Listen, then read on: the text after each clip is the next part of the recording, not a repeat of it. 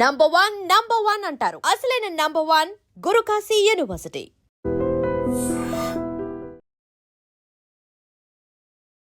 నమస్తే, welcome to I dream talking point with కవిత.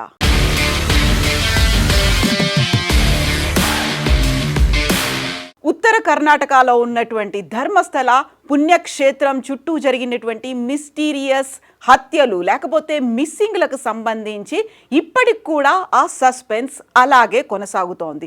ధర్మస్థల పుణ్యక్షేత్రంతో పాటుగా నేత్రావతి నది, అలాగే అక్కడున్నటువంటి వెస్టర్న్ ఘాట్ అడవుల్లో చిన్నపిల్లలు, మహిళలు, మైనర్లు, అందులోనూ 12 ఏళ్ల నుంచి మొదలుపెట్టినటువంటి దాదాపు 100 మందికి పైగా ఒక మిస్టీరియస్ మరణాలకి సంబంధించి ఆ డెడ్ బాడీస్ని నేను స్వయంగా నా చేతులతోనే తగలబెట్టాను, కొన్ని చోట్ల పాతి పెట్టాను, కొన్నిసార్లు వాటిని నదిలో విసిరేశాను, ఇంకొన్నిసార్లు వాటిని గుర్తు తెలియకుండా ఆనవాళ్లు కనిపించకుండా ఉండేలా డీజిలో పెట్రోల్ పోసి తగలబెట్టాను అనేటువంటి మాటతో ఒక మాజీ పారిశుద్ధ్య కార్మికుడు బెల్తంగడి పోలీస్ స్టేషన్కి వచ్చిన తర్వాత ఆ వార్త కేవలం ధర్మస్థల కర్ణాటకలోనే కాదు దేశవ్యాప్తంగా చర్చనీయాంశమైంది. అయితే ఆ కేసుకి సంబంధించి ఆ వార్తలు, వాదనలు, విశ్లేషణలకు సంబంధించి ధర్మస్థల పుణ్యక్షేత్ర ట్రస్ట్ ఇప్పుడు చైర్మన్ ఆయన సోదరులు సివిల్ కోర్టుకు వెళ్ళిన తర్వాత ఆ వార్తలు అనాథరైజ్డ్ పర్సన్స్ ప్రచురిస్తున్నారు,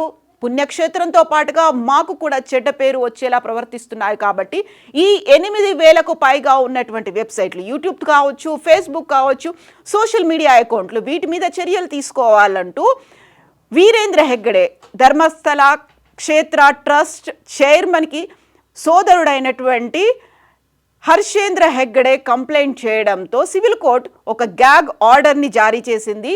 ఆ తర్వాత మిగతా ఎవరైతే వారిని నిషేధిస్తూ ఆ వార్తలు ప్రచురించకుండా చూడాలని సివిల్ కోర్టు ఆదేశాలు జారీ చేయడంతో 300కు పైగా ఆ సంబంధీకులు అందరూ హైకోర్టుకు వెళ్లారు. కర్ణాటక హైకోర్టు గ్యాగ్ ఆర్డర్ని తొలగించిన తర్వాత మాత్రమే ఇప్పుడు ఐ డ్రీమ్ ధర్మస్థలకి సంబంధించినటువంటి వార్తని మీ ముందుకు తీసుకొస్తోంది. యాక్చువల్గా ధర్మస్థలకి సంబంధించి ఏం జరుగుతోంది?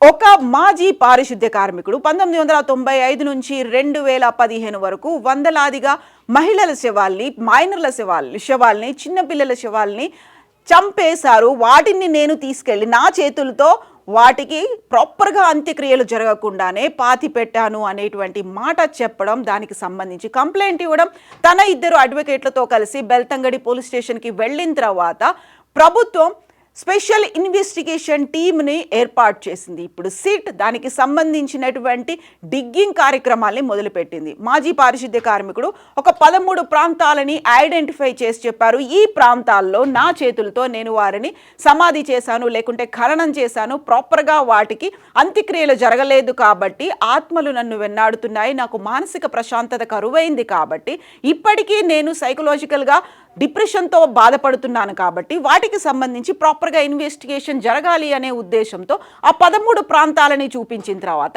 డిగ్గింగ్ ప్రాసెస్ అనేది కంటిన్యూ అవుతోంది. ఈరోజు 5వ రోజు కొనసాగుతోంది.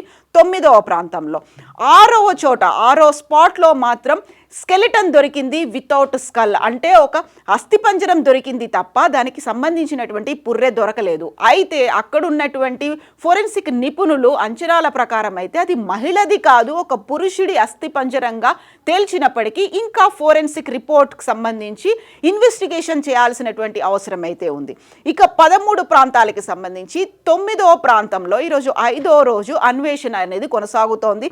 అక్కడ ఎక్స్కవేటర్లను తీసుకొచ్చారు.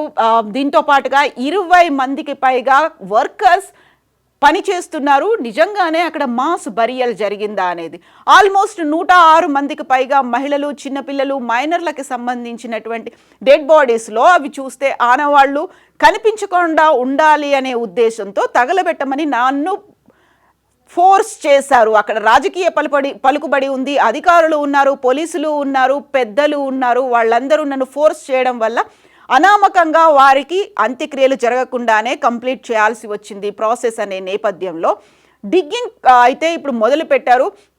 సో ఫోరెన్సిక్ నిపుణులు వాటిని అంచనా వేసే ప్రయత్నాల్లో అయితే ఉన్నారు. యాక్చువల్గా ఇన్నేళ్ల తర్వాత డిఎన్ఏ టెస్టులు చేస్తే ఫలితం ఉంటుందా? ఒక డెడ్ బాడీని భూమిలో పాతి పెట్టిన తర్వాత సాఫ్ట్ టిష్యూ ఏదైతే ఉందో అది భూమిలో కలిసిపోతుంది. మిగిలినటువంటి ఎముకలు లేకుంటే దంతాల నుంచి మాత్రమే DNA పరీక్షలు చేయాల్సినటువంటి అవసరం ఉంది. ఇప్పుడే అన్ఐడెంటిఫైడ్ బాడీస్ ఏవైతే ఉన్నాయో, లేకుంటే మా ఫ్యామిలీ మెంబర్స్, మా పిల్లలు, మా అమ్మాయిలు, మా ఇంట్లో ఉన్నటువంటి మా కూతుర్లు తప్పిపోయారు, చనిపోయి ఉంటారు, వాళ్ళని చంపేసి ఉంటారు అని ఎవరైతే కంప్లైంట్ చేశారో వారికి సంబంధించినటువంటి వివరాలని బెల్తంగడి గ్రామ పంచాయతీ నుంచి సిట్ బృందం అయితే సేకరిస్తోంది. అందులో ఫ్యామిలీ మెంబర్స్కి సంబంధించి DNA కలెక్ట్ చేసుకున్నారు. దొరికినటువంటి అవశేషాలు ఏవైతే ఉంటాయో, ఎముకలో అస్థి పంజరాలు ఏవి దొరికినప్పటికీ వాటికి సంబంధించినటువంటి DNA టెస్టులు కూడా చేయాలి అనే ఉద్దేశంతో అటు ఫోరెన్సిక్ నిపుణులు, ఇటు ప్యాథాలజిస్టులు అందరూ కూడా వర్క్ చేస్తున్నప్పటికీ డౌట్ అనేది అయితే వ్యక్తమవుతోంది. యాక్చువల్గా ఇన్ని రోజులు 13 ప్రాంతాల్లో నేను పాతిపెట్టాను అని చెప్పినప్పటికీ దొరికింది ఒకే ఒక్క అవశేషంగా దొరికింది, అస్థిపంజరం దొరికింది. అది కూడా స్కల్ లేకుండా, పుర్రె లేకుండా దొరికింది. అది కూడా ఒక పురుషుడిది, మహిళది కాదు అని భావిస్తున్న నేపథ్యంలో మాజీ పారిశుద్ధ్య కార్మికుడికి ఉన్నటువంటి మానసిక స్థితి మీద డౌట్లు వస్తున్నాయి అనేటువంటి వార్తలు కూడా వినిపిస్తున్నాయి. యాక్చువల్గా ఆత్మలు నన్ను వెంటాడుతున్నాయి, సరైనటువంటి అంత్యక్రియలు జరపకపోవడం వల్ల అని ఒక వాదనతోనే తన అడ్వకేట్లను తీసుకొని కంప్లైంట్ చేయడానికి వచ్చిన తర్వాత నిజంగా జరిగి ఉంటుందా, లేకపోతే ఆయన ఏదైనా ఊహించుకుంటున్నారా, అలాంటిది ఏదైనా జరిగి ఉంటుందా అనే కోణంలో కూడా ఇప్పుడు దర్యాప్తు జరపాల్సినటువంటి అవసరం ఉంది అనేటువంటి వాదనలు వినిపిస్తున్నాయి. సైకలాజికల్గా ఇంపాక్ట్ ఏమైనా ఉందా ఆ వ్యక్తి మీద? ఇప్పటికే నార్కో అనాలిసిస్ టెస్టులు చేయాలి, లై డిటెక్టర్తో ఆయనకు టెస్టులు జరిపించాలి, మెడికల్ ఎగ్జామినేషన్ చేయాలి అనేటువంటి వాదన తను కంప్లైంట్ చేసిన దగ్గర నుంచి వినిపించినప్పటికీ ఇప్పుడు ఆ వాదనలు, విశ్లేషణలు అనేవైతే మరింతగా బలపడుతున్నాయి. At the same time Dharmasthala పుణ్యక్షేత్రానికి కావాలని ఎవరైనా డీఫేమ్ చేసే ప్రయత్నం, అందులోనూ అక్కడ ఉన్నటువంటి మాజీ పారిశుద్ధ్య కార్మికుడిని ఉపయోగించుకుంటున్నారా అనేటువంటి వాదన కూడా వినిపిస్తుంది. ప్రస్తుతానికి ధర్మస్థల పుణ్యక్షేత్ర ట్రస్ట్ ఫౌండర్లు అందరూ జైన మతానికి చెందిన వాళ్ళు ఇప్పుడు ధర్మస్థలంలో ఉన్నటువంటి శైవ క్షేత్రం, దీనికి హిందూ శైవ క్షేత్రానికి జైన మతస్థులే ఫౌండర్లుగా ఉన్నారు, వాళ్ళే ట్రస్ట్ మెంబర్లుగా, బోర్డు మెంబర్లుగా ఉన్నారు. సో ఈ ప్రస్తుతానికైతే ఫౌండర్గా ఉన్నటువంటి వీరేంద్ర హెగ్గడే తను రాజ్యసభ సభ్యుడు. తాను చేసినటువంటి సేవా కార్యక్రమాలకి దృష్టిలో పెట్టుకొని రాష్ట్రపతి నామినేట్ చేశారు రాజ్యసభ సభ్యుడిగా. తనకి గతంలోనే పద్మభూషణ్, పద్మవిభూషణ్ అవార్డులు వచ్చాయి. ధర్మస్థల క్షేత్రానికి సంబంధించి ఈ ట్రస్ట్ కూడా ఒక స్కూల్స్ని, ఇన్స్టిట్యూషన్స్ని, కాలేజెస్ని కూడా రన్ చేస్తోంది. సో ఆ వీరేంద్ర హెగ్గడే తమ్ముడే హర్షేంద్ర హెగ్గడే అయితే కంప్లైంట్ చేశారు ఇలాంటి వార్తలు ప్రచురించకూడదు అని. హైకోర్టు అయితే దాన్ని కొట్టేసింది. బట్ రాజకీయ పలుకుబడి ఉంది, అక్కడ ఉన్నటువంటి పవర్ అనేది ఉంది, పోలీసులు ఉన్నారు, అధికారుల అండదండలు ఉన్నాయి. కాబట్టి మాలాంటి సామాన్యులకి వాయిస్ దొరకలేదు. ఇప్పటికైనా మిస్సింగ్ కేసులు ఏవైతే ఉన్నాయో వాటన్నిటిని ఐడెంటిఫై చేయాలి, త్వరితగతిన విచారణ జరపాలి అనేది తమ కుటుంబ సభ్యులు మిస్ అయిపోయారని కంప్లైంట్ చేసినటువంటి పేరెంట్స్, ముఖ్యంగా తల్లుల దగ్గర నుంచి వస్తున్నటువంటి డిమాండ్. అయితే మాజీ పారిశుద్ధ్య కార్మికుడికి నిజంగానే సైకలాజికల్గా ఎఫెక్ట్ ఏమైనా ఉందా, అతని మీద కూడా నార్కో అనాలిసిస్ టెస్టులు, లై డిటెక్టర్ టెస్టులు జరపాల్సినటువంటి అవసరం ఉందా అనేటువంటి వాదనలు వినిపిస్తున్నటువంటి నేపథ్యంలో మాజీ పారిశుద్ధ్య కార్మికుడిని తీసుకొని బెల్తంగడి పోలీస్ స్టేషన్కి వచ్చినటువంటి అతని ఇద్దరు అడ్వకేట్లు ఒక షాకింగ్ నిజాన్ని బయటపెట్టారు. అది కూడా ఒక అడ్వకేట్ అనన్య గౌడ సిట్నే కంప్లైంట్ చేసింది. సిట్లో ఉన్నటువంటి ఒక ఇన్స్పెక్టర్ మంజునాథ గౌడ అనేటువంటి వ్యక్తి ఈ మాజీ పారిశుద్ధ్య కార్మికుడిని బెదిరిస్తున్నాడు, కేసుని వాపస్ తీసుకోమని, ఆ విచారణని ఆపేద్దామని, లేకపోతే నీ ప్రాణాలకే ప్రమాదం ఉంటుంది అనేటువంటి బెదిరింపులు మంజునాథ గౌడ చేస్తున్నాడని అడ్వకేట్ అనన్య గౌడ అయితే కంప్లైంట్ చేసింది. బట్ సిట్ మాత్రం దీన్ని తోసిపుచ్చుతోంది, ఖండిస్తోంది, అలాంటిదేమీ జరగలేదు అనేటువంటి మాట కూడా చెప్తోంది. యాక్చువల్గా సిట్ కూడా ఏర్పాటైన తర్వాత అది పారదర్శకంగా వ్యవహరిస్తుంది, బాధ్యతాయుతంగా ఉంటుంది అనేటువంటి మాటని ప్రతి ఒక్కరు నమ్మారు. సీఎం సిద్ధరామయ్య కూడా అదే మాట చెప్పారు. ఇదే మాటని ధర్మస్థల తీర్థక్షేత్ర ట్రస్ట్ కూడా అనౌన్స్ చేసింది. పారదర్శకంగా విచారణ జరపాల్సినటువంటి అవసరం ఉంది. సిట్ కూడా ఎవరి ఒత్తిడులకు తలగొద్దు, రాజకీయాలు ఇందులో పనికిరావు అనేటువంటి మాట, మేము సహకరిస్తాము అనే మాట కూడా ధర్మస్థల తీర్థక్షేత్ర ట్రస్ట్ అయితే చెప్పినప్పటికి కూడా ఇందులో వినిపిస్తున్నటువంటి విభిన్నమైనటువంటి వాదనలు, సిట్ ఏర్పాటు చేసి ఇన్ని రోజులు గడిచిన తర్వాత అందులోనూ తవ్వకాలు అనేవి మొదలు పెట్టిన తర్వాత మొన్న 4th డే దొరికినటువంటి అవశేషాలు భూమికి 2-3 అడుగుల లోతులో దొరికినటువంటి అవశేషాలు. ఇక నేత్రావతి నదితో పాటుగా వెస్టర్న్ ఘాట్స్ అడవుల్లో, దట్టమైన అడవుల్లో అయితే వేట కొనసాగుతోంది. ఇలాంటి డిటెక్టర్లను పెట్టుకొని లేకపోతే ఎక్స్కవేటర్లను పెట్టుకొని ఆ వర్క్ అయితే కొనసాగుతున్నప్పటికీ మాజీ పారిశుద్ధ్య కార్మికుడికి మానసిక స్థితి బాలేదా అనే దాంతో పాటుగా నిజంగా అలాంటి కండిషనే ఉంటే పోలీస్ అధికారులు ఆయన్ని ఎందుకు బెదిరిస్తున్నారు అనేటువంటి మాటలు, డిఎన్ఏలు నిజంగానే ఐడెంటిఫై చేయొచ్చా, ఇన్నేళ్ల తర్వాత జరుగుతుందా అనేటువంటి మాటలు, వీటన్నిటితో పాటుగా రాజకీయ ఒత్తిడి ఉందా? ఎందుకంటే ముందు నుంచి కూడా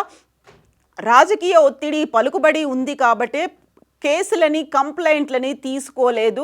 మేము మిస్సింగ్ కేసు పెట్టినప్పటికీ ప్రాపర్గా రెస్పాండ్ అవ్వలేదు, మమ్మల్ని బెదిరించారు అనేటువంటి మాటతో పాటుగా ధర్మస్థల ట్రస్ట్ బోర్డ్ మెంబర్లే అమానవీయంగా ప్రవర్తించారు అనేటువంటి వాదనలు ఇవన్నీ కూడా ఉన్నాయి. కాబట్టి యాక్చువల్గా నెక్స్ట్ ఏం జరగబోతోంది? మిగిలినవి కేవలం 4 ప్రాంతాలు మాత్రమే ఉన్నాయి. 4 స్పాట్లని ఐడెంటిఫై చేయాల్సినటువంటి అవసరం ఉంది. అక్కడ కూడా తవ్వకాలు జరపాల్సినటువంటి అవసరం మిగిలి ఉంది. కాబట్టి ఈ మొత్తం ఎంటైర్ ఎపిసోడ్లో ఏదైనా ఒక క్లూ దొరుకుతుందా? ఒక సస్పెన్స్కి తెరబడుతుందా? నిజంగానే మాస్ బరియల్స్ జరిగాయా? కేవలం 106 మాత్రమే కాదు, 426 హత్యలు జరిగాయి. అలాంటి మిస్సింగ్ కేసులు అనేవి ఆ పరిసర ప్రాంతాల్లో జరిగాయి అనేటువంటి వార్తలు వినిపించాయి. మాస్ బరియల్ జరిగింది అనేటువంటి మాట, అందులోనూ 12 ఏళ్ల చిన్నపిల్లలకి సంబంధించి కూడా అందులో ఉన్నారు అనేది. నేను శవాలని వాటిని దహనం చేస్తున్నప్పుడు లేకుంటే ఖననం చేస్తున్నప్పుడు అవి అన్యాచురల్ డెత్స్ లాగా అనిపించాయి, అత్యాచార బాధితుల్లాగా వాళ్ళు అనిపించారు అనే మాటని మాజీ పారిశుద్ధ్య కార్మికుడు చెప్తున్నాడు. కాబట్టి యాక్చువల్గా ఒక ఎండ్ పాయింట్, ఒక కంక్లూజన్ ఏమైనా వస్తుందా? ఈ సస్పెన్స్ కొనసాగుతుందా అనేది ఇప్పటికీ అంతుపట్టని ఒక రహస్యంగానే మిగిలిపోయింది. యాక్చువల్గా ఈ మొత్తం ఎంటైర్ ఎపిసోడ్లో ధర్మస్థల తీర్థక్షేత్రంలో జరిగినటువంటి ఈ హత్యలు, అమానవీయ ఘటనల గురించి, లేకపోతే అది కేవలం ఒక అపవాదు, ఆరోపణలు మాత్రమేనా? మీరేమనుకుంటున్నారు? కామెంట్స్ రూపంలో తెలియచేయండి. నిజంగా ప్రస్తుతం ఉన్నటువంటి సమాజం దేనికి ప్రయారిటీ ఇస్తుంది? ఆర్థిక సంబంధాల చుట్టూ మాత్రమే తిరుగుతోంది. మళ్ళీ ఎన్నికలంగానే చాలా విరక్తి కలుగుతున్నాం. మంచి అనిపిస్తుంది కదా, లేడీస్ కూడా ఛాలెంజింగ్ జాబ్స్ చేసినప్పుడు చాలా బాగుంటది. ఫుడ్ డెలివరీ ఇవ్వటానికి వెళ్ళినటువంటి డెలివరీ బాయ్ అనిల్ పై కళ్ళ ముందు